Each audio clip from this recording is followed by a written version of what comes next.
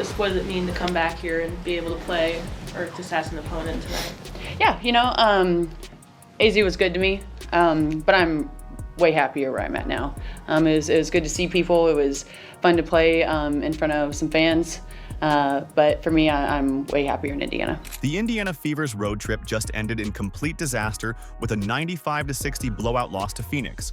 2 more devastating injuries, and DeWanna Bonner talking trash in the post-game press conference. But Sophie Cunningham had the last word. In this video, we're breaking down exactly what went wrong in Phoenix, Sophie's valiant effort to will the team to win, and most importantly, Sophie's explosive podcast comments, where she finally revealed the truth about how DeWanna Bonner really quit on the Fever. You won't believe what she said about professional courtesy and saying goodbye. If you support Sophie, then comment, Spicy Sophie. Let's go. That had to have been one of, if not the most embarrassing loss of the season for the Indiana Fever so far. We lost to the Atlanta Dream earlier in the season, 77-58. We lost to the Valkyrie earlier in the season, 80-61. And tonight, against the Phoenix Mercury, we lose 95-60. You knew something was wrong when the Fever couldn't hit water if they fell out of a boat in the first quarter. The shots weren't falling, passes were getting picked off, and Phoenix was already pulling away before most fans had finished their popcorn. This wasn't just a slow start. This was a complete offensive collapse happening in real time. The numbers tell the brutal story that every Fever fan wishes they could forget. Indiana shot a pathetic 34.3% from the field while going an absolutely dreadful 7 of 30 from three-point range. 22 turnovers handed Phoenix 42 points on a silver platter. When you're giving the other team more points off turnovers than you're scoring from beyond the arc, you're in serious trouble. Does this team practice? What I saw tonight looked like what I saw a month ago. Looked what I saw 3 weeks ago. Absolutely no offensive game plan. I thought this motion offense is when it's nobody's night in and night out. Everybody's allowed to have a night.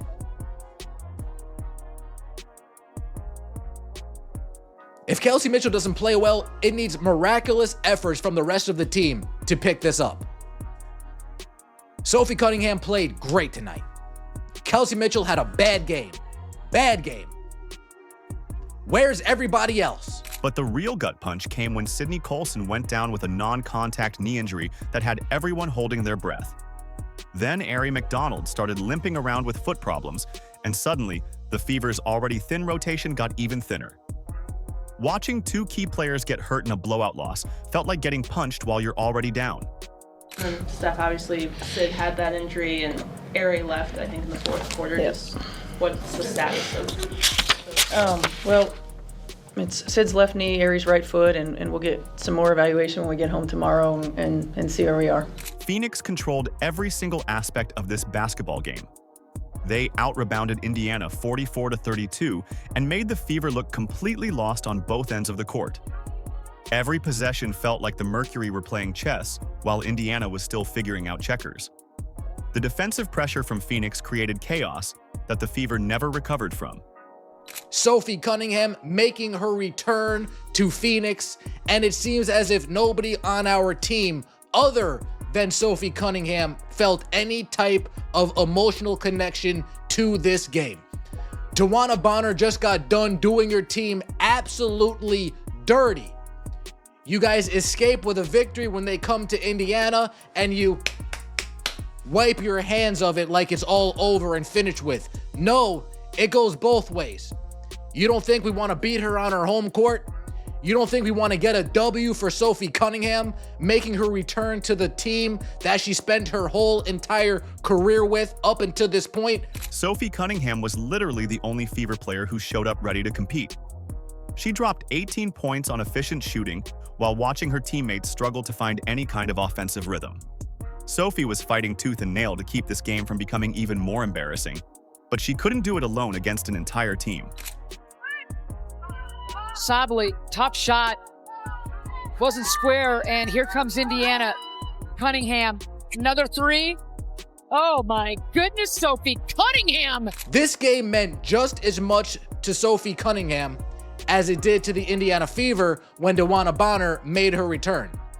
The only difference is nobody on the Indiana Fever had Sophie Cunningham's back this time around. Sophie Cunningham was the only player trying hard, the only player giving effort, play in and play out, the only player getting into it with Alyssa Thomas, getting into it with DeWanna Bonner, getting into it with Kalia Copper, while everybody else just mailed it in. This game was embarrassing, folks. The atmosphere inside the arena felt depressing for anyone wearing Fever colors. You could see the frustration on faces in the crowd as their team fell further and further behind. What made this loss even more painful was watching the Mercury celebrate every made shot and defensive stop like they were winning Game 7 of the finals. This wasn't just a bad shooting night where the Fever got unlucky with some rim outs. This was a complete system breakdown that exposed exactly how fragile Indiana's depth really is when injuries start piling up. The real drama was just getting started in the post-game press conferences. DeWanna Bonner couldn't help herself after embarrassing her former team, and her post-game comments showed exactly why the Fever are better off without her.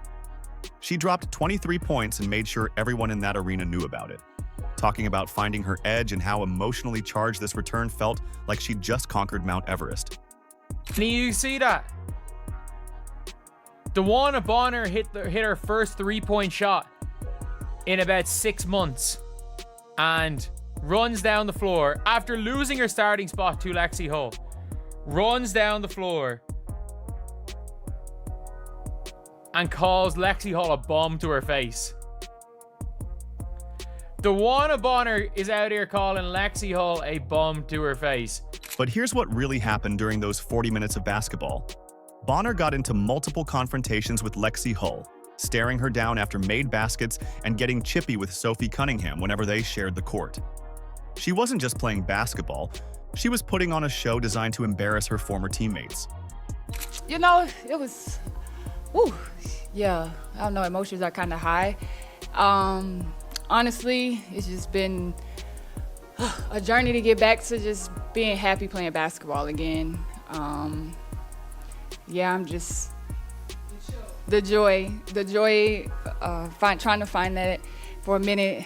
Basketball was kind of like off the radar for me a little bit. I didn't know if I loved it anymore. Like, I had a long conversation with Alyssa, so just to feel that again, feel that energy, feel this from that building was just amazing. And I feel like it was a game that I needed to, you know, remind me, like, I love this. Coach Nate Tibbetts couldn't stop praising Bonner's fire in his post-game interview. He talked about how her veteran experience had reawakened her competitive spirit, specifically for this matchup against Indiana. The way he described it, you'd think Bonner had been saving up months of energy just for this one game. Phoenix treated this entire contest like it was personal business instead of professional basketball. Bonner was right in the middle of all the trash talk and theatrical celebrations. Every made shot came with extra staring. Every defensive stop turned into a moment for more jawing with the Fever bench.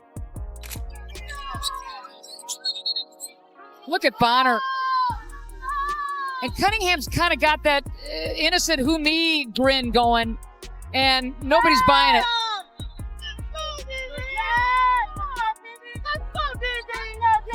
Wow, what a steal by Bonner, stepping right into it. And Sophie knows that doesn't want to create anything more. A little holding on. You think this is becoming a rivalry? Oh, they're letting her have it now. They gave Cunningham a big ovation before. You could see the massive difference in how both teams handled themselves after the final buzzer. Phoenix was celebrating and taking verbal shots at their opponents, while Indiana focused on staying together as a group. The Fever players were checking on their injured teammates and talking about bouncing back from adversity.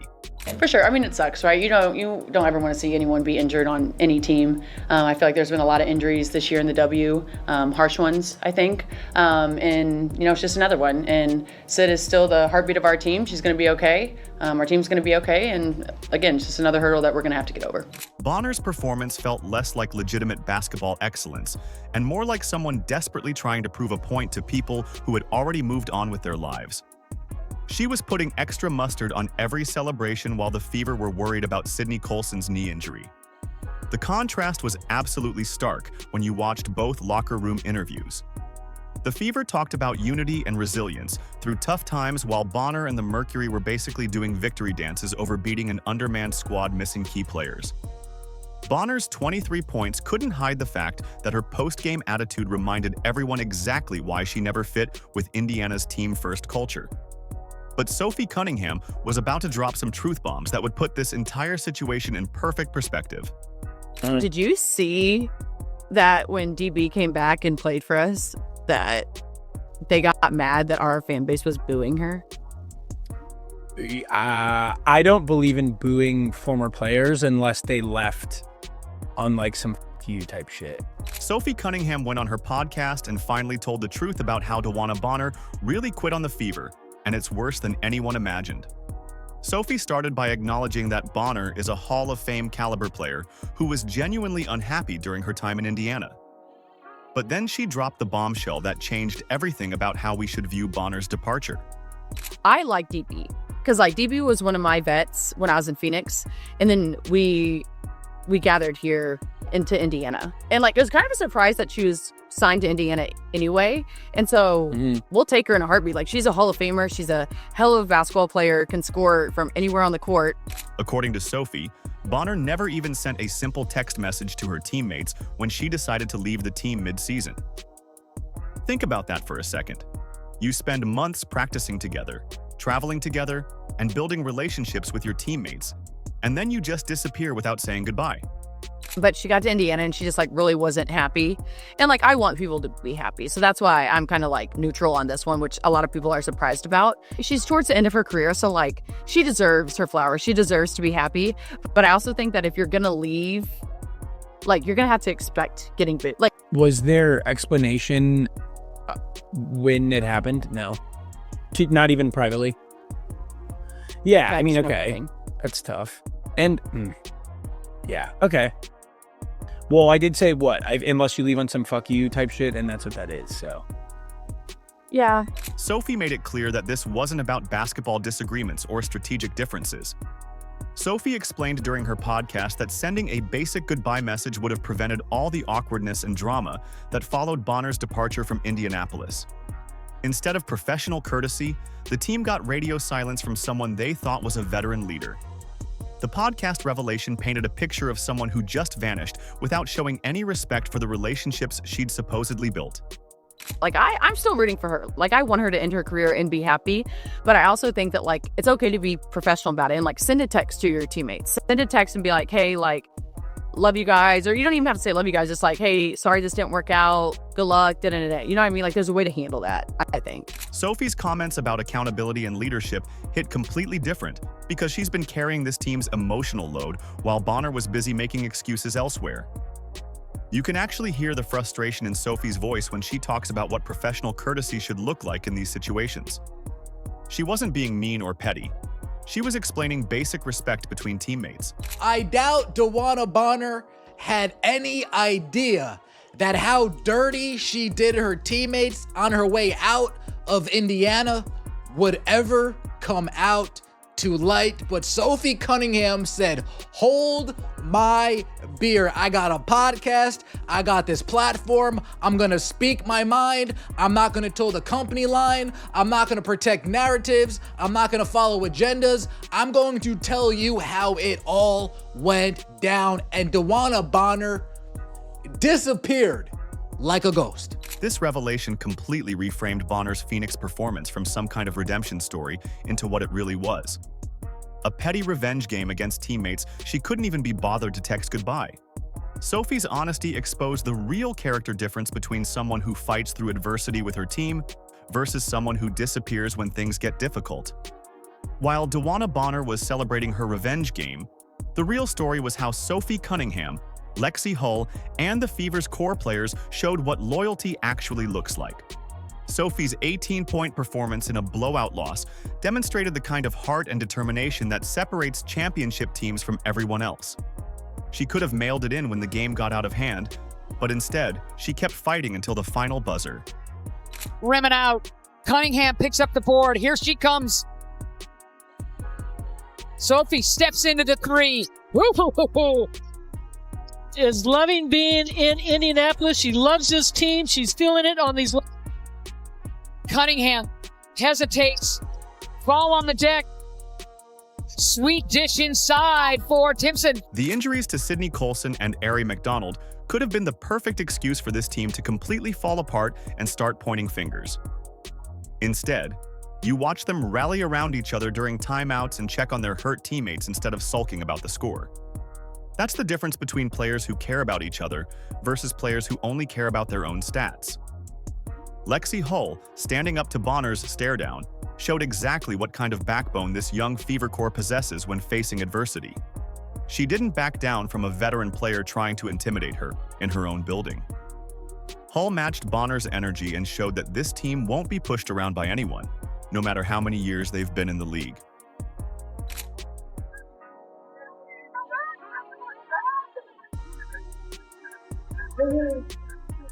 The contrast between Bonner's individual celebration and the Fever's team-first mentality and defeat revealed everything you need to know about organizational culture.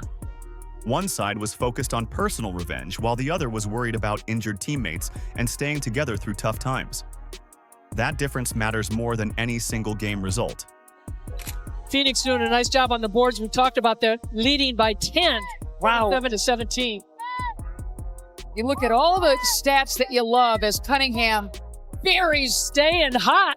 buries another triple. It's a tough call, and here's going to see the shot by the three-pointer against Copper.